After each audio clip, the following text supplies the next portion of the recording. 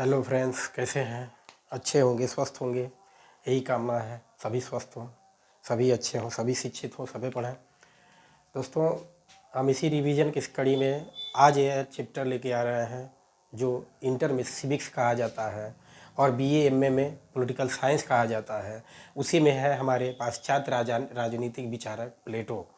प्लेटो ऐसा विचारक है जो एक सद जीवन को महान मानता है, यानी सदाचरण जीवन को ही महान मानता है। ऐसा विचारक जो राजा को एक त्यागी राजा मानता है। राजा वह हो, एक त्यागी हो, निर्मोही हो, यानी न मोह हो, ना उसके पास लालच हो, ना किसी प्रकार की माया हो। ऐसे व्यक्ति के विषय में राजा बनने की बात करता है वह। उसके विषय में हम चर्चा करने चल रहे हैं। यह देखिए, ये हर एग्जाम में आने वाला है। हर एग्जाम का मतलब जो भी इंटर में सिविक्स पढ़ता है उसमें पूछ लेता है। बीए में पूरा बेहतर इसका मेंशन है, एमए में है, यूजीसी नेट है, पीजीटी करिए, यानी इसके ऊपर अब जितने बढ़ते जाएंगे सारे एग्जामों में एक बेहतर समझ देता है। किसके लिए? राजनीतिक शास्त्र के लिए। और राजनीतिक शास्त्र यह किस लिए हम पढ़ाने चल रहे हैं? क्योंकि इस विषय से हमने यूजीसी नेट किया है, एमए किए हैं, डबल एमए किए हैं, तो इस विषय में गहनता और ज्ञान हमारे सामने आपके प्रस्तुत करेंगे। जो भी रहेगा एक छोटी से जो भी ज्ञान है आप लोगों के सामने हमने प्रस्तुत करने चल रहे हैं। तो आइए देखते हैं प्लेटो के बारे में।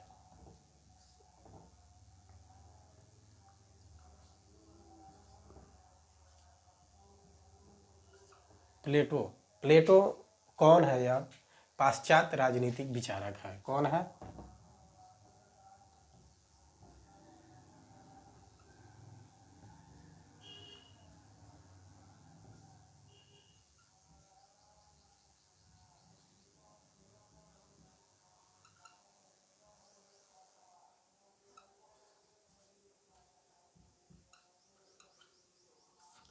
पाश्चात्य राजनीतिक विचारक है। अब प्लेटो के बारे में हम समझ लेते हैं कि प्लेटो का जन्म कहाँ हुआ और प्लेटो की माता पिता कौन है, तो इसके संदर्भ में हम बात कर लेंगे। तो प्लेटो का जो जन्म हुआ,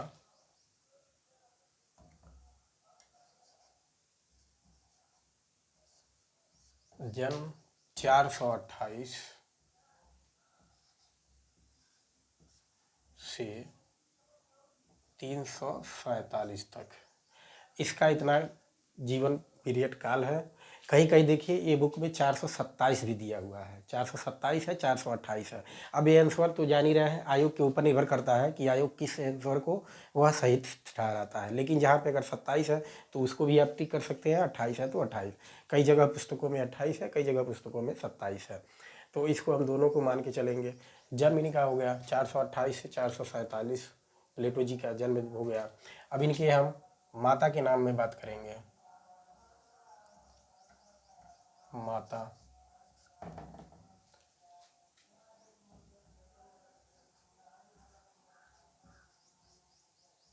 पेरियो क्लीज माता है ये। पिता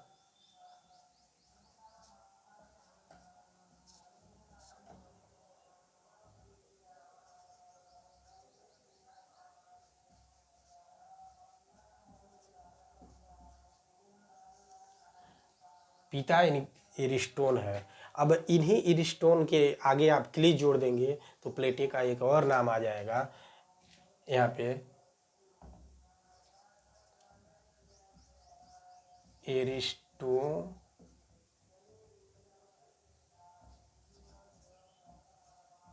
क्लीज, यानी प्लेटो को एरिस्टोक्लीज भी कहा जाता है। और इनका एक नाम और भी है, अफलातून। अफलातून अफलातून भी इन्हीं को कहा जाता है। और अफलातून इनको क्यों कहा जाता है? क्योंकि इनके कंधे चौड़े थे। इनके कंधे कैसे थे?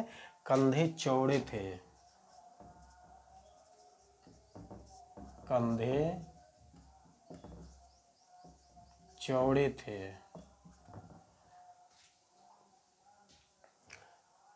ये तो इनके जन्म के विषय में हो गया।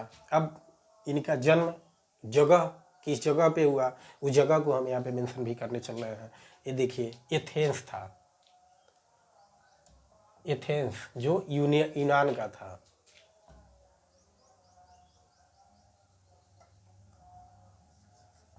जन्म स्थान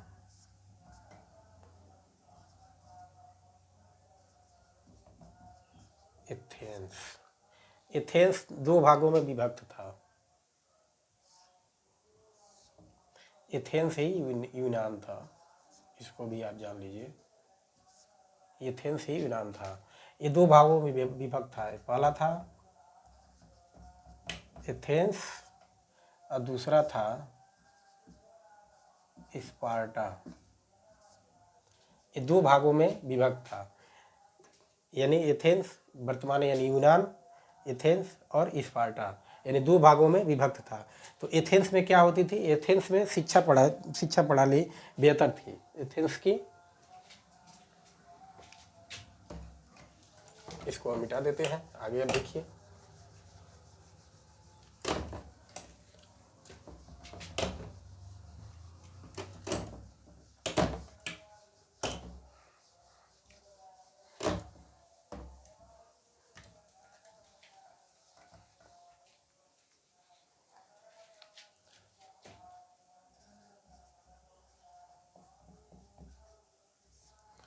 एथेंस स्पार्टा।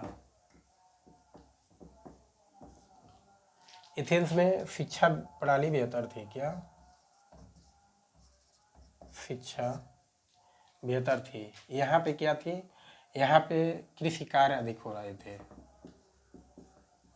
कृषि कार्य अधिक हो रहे थे। एथेंस में उद्योग धंधे अधिक थे, क्योंकि यहाँ से बंदरगाह के आने जाने, माल ढुलाने की सामान लेने ले जाने में आसानी होती थी। जैसे क्या थी, कलकत्ता पहले क्या था, कलकत्ता बंदरगाहों का गढ़ था, इसीलिए दिल्ली की राजधानी कलकत्ता थी। उसके बाद मुंबई हुआ, यानी यह सब जगह कैसा है, ये सब जगह व्यापारी केंद्र के लिए अति महत्वपूर्ण माना गया। यानी वहाँ से विदेशों में माल भेजने में आसानी होती थी, बंदरगाहें वहाँ पर थी, नज़दीक बंदरगाह थे, तो इसलिए माल ले जाने में आसानी होती थी। आजकल जहाँ भी गाड़ियाँ, ट्रेन, रेलवे स्टेशन है, वहाँ पे माल लाने में आसानी होती है। वहाँ पे सामान अगर खरीदेंगे तो सस्ता मिलेगा, क्योंकि इंपोर्टिंग आउटसोर्टिंग जो होती है वो खर्च कम लगते हैं, ट्रांसपोर्टिंग खर्च कम लगते हैं, तो वहाँ पे मालें सस्ते मिलेंगी, तो वहाँ पे बिक्री भी ज़्यादा होंगी, तो वहाँ पे विकास भी ज़्यादा होगा। तो इसलिए एथेंस व्यापारी केंद्र से शिक्षा भी था, व्यापार केंद्र भी यहाँ पे था, व्यापार भी बेहतर था। और यहाँ पे क्या था, यहाँ पे कृषि कार्य था, और एक समझिए कि मलिन बस्ती की तरह वहाँ पे काम हो रहा था। और यहाँ पे सैनिक शिक्षा प्रणाली चल रही थी। स्पार्टा में क्या थी, सैनिक शिक्षा प्रणाली चल रही थी, सैनिक शिक्षा प्रणाली चल रही थी, सैनिक शिक्षा प्रणाली चल रही थी। यहाँ पे लोग शिक्षित थे, बेहतर थे, योग्य थे, ऐसे माना जाता है। व्यापार भी बेहतर यहाँ पे फली फूल हो रहा था। अब हम इसी क्रम में ले चलेंगे पीछे के दौर में, क्योंकि ये प्लेटो का हो गया, प्लेटो से पहले हम ले चलेंगे, तब यह कहानी बेहतर समझ में आएगी। सोफिस्ट, सोफिस्ट, फिर सुकरात, फिर प्लेटो आया। यानी प्लेटो से पहले सुकरात, प्लेटो के गुरु कौन है, सुकरात है, और सुकरात से पहले सोफिस्ट थे। तो सोफिस्टों के विषय में पहले थोड़ी बहुत जानकारी आप लेना, उसके बाद सुकरात, फिर प्लेटो के हम, यानी यह बारी बारी कई छोटे छोटे टुकड़ों में यह क्लास लेकर आएंगे, जिससे प्लेटो यानी आने वाले अनेक थिंकर सबके बारे में बेहतर समझ हो, बेहतर जानकारी हो, एक स्मार्ट तरीके से। तो हम ले चलेंगे इसके पहले सोफिस्ट के लिए, सोफिस्टों के पास।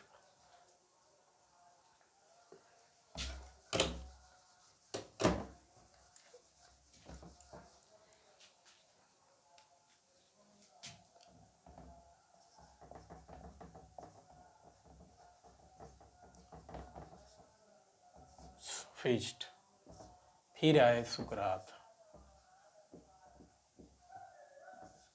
यानी सुकरात से पहले सोफिस्ट थे। तो सोफिस्ट लोगों की जीवनचर्या कैसी थी, सोफिस्ट का राजतंत्र क्या था, वहाँ की राज शैली क्या थी, कहने का मतलब शासन सत्ता कैसा था। तो सोफिस्ट लोग एक लाटरी पद्धति से,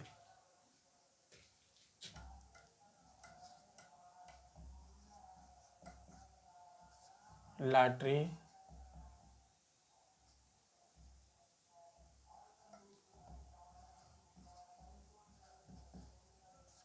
पद्धति से राजा चुनते थे।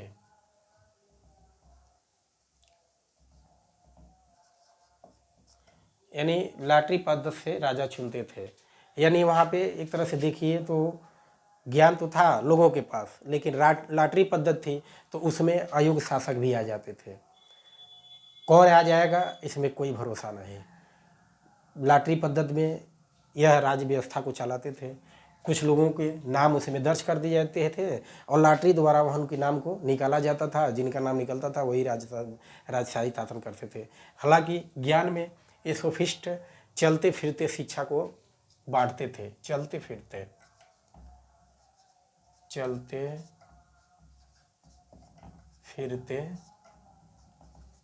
शिक्षा देते थे। ऐसे विद्वान थे कि चलते चलते ही जिसको जो जानकारी चाहिए, जिस विषय में जानकारी चाहिए देते थे, और यह अनेक प्रकार की शिक्षाएं प्रदान करते थे। यह अनेक प्रकार की शिक्षाएं प्रदान करते थे। जैसे किसी को गणित सीखना हो,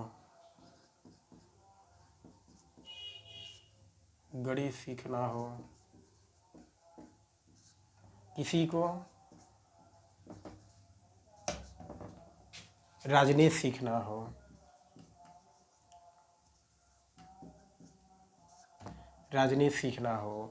किसी को इतिहास जानना हो,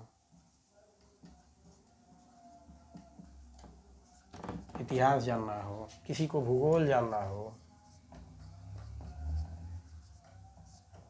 यानी सारे जानकारी ये घूम घूम कर देते थे। यानी शिक्षा प्रणाली भी बेहतर थी उस समय की, तभी तो सभी ज्ञानी थे। चलते फिरते कॉलेज का समझिए निर्माण कर देते थे वो लोग, जहाँ पे ही खड़े हो गए वहीं पे विद्वता ज्ञान देते थे। ऐसे सोफिस्ट लोग थे, ऐसे सोफिस्ट ज्ञानी थे।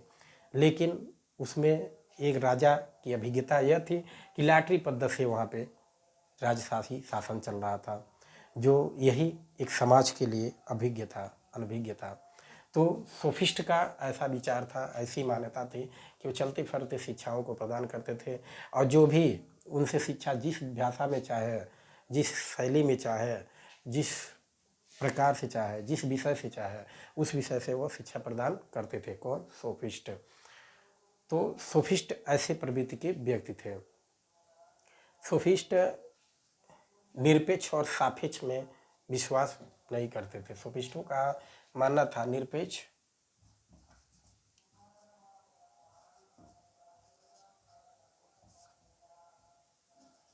या सापेक्ष। वो तर्क करते थे, किसी भी चीज़ को वो तर्क करते थे, निरपेक्ष या सापेक्ष। कहने का मतलब हमारे यह है कि अगर किसी को कोई पद देना है या कोई ओहदा देना है या किसी की बड़प्पन करना है, मान लीजिए हमारे योगी जी हैं, इनके बारे में अगर हमको कोई तर्क देना है तो इनकी खामियां बताएंगे कि यूपी में ऐसी ये व्यवस्था लाए हैं, कानून व्यवस्था बेहतर किए हैं, शिक्षा प्रणाली बेहतर किए हैं, स्वास्थ्य को बेहतर किए हैं। तो इस आधार पे इनको क्या हम तर्क दे रहे हैं? इनकी अच्छाइयों को तर्क दे रहे हैं। और अगर इनकी हमको आलोचना करना है तो वहीं हम यह दिखाएंगे कि इनकी कानून व्यवस्था गड़बड़ है, इनकी जो नीतियां हैं वह गड़बड़ है, लोगों में यह नीतियां गलत तरीके से पहुंच रही हैं, तो इनकी क्या हो गई? आलोचना हो गई। तो वही निरपेक्ष और सापेक्ष में ये लोग विश्वास करते थे। कहने का साक्ष्य यह था कि ये लोग तर्क करते थे, तर्क वितर्क से गुण को और अवगुण को ये भापते थे कि कैसे तर्क किया जाए, कैसे वितर्क किया जाए। उस आधार पे इनकी शिक्षा प्रणाली थी एक तरह से देखा जाए तो। इसी तरह हम आगे की कड़ी में और भी आगे बढ़ाएंगे इनके विचारों को, इनकी न्याय व्यवस्था को, इनकी शिक्षा को, इनकी आलोचना को, समालोचना को, सभी प्रकार के हम इनके कार्यों को भी इसी तरह से व्याख्यान करते रहेंगे। आप लोग हमारे वीडियो को देखिए और सब्सक्राइब करिए, और ऐसे बच्चे देखें जो कॉलेज में पढ़ते हैं, बीए, ग्रेजुएशन, एमए, और ख़ासकर पीजीटी के लिए जो पीजीटी टीजीटी एग्ज़ाम लगा हुआ है अप्रैल में नेट जेआरएफ का प्रोफेसर की है, मई में टीजीटी का है और जून में पीजीटी का है। ये सारे एग्ज़ामों में ये बेहतर रामबाण साबित होगा, इसलिए हम ये सेक्शन चालू किए हैं, जिससे आने वाले सभी छात्रों को आसानी हो रिवीजन में, पढ़ने में और समझने में, और एक बेसिक कॉन्सेप्ट दिमाग में घुसे। जो बेसिक कॉन्सेप्ट कहीं नहीं बताया जाता है, वह हम यहाँ पे बेसिक कॉन्सेप्ट के आधार पर लेके आए हैं। जो देखिए और सब्सक्राइब करिए, लाइक करिए। आगे आपका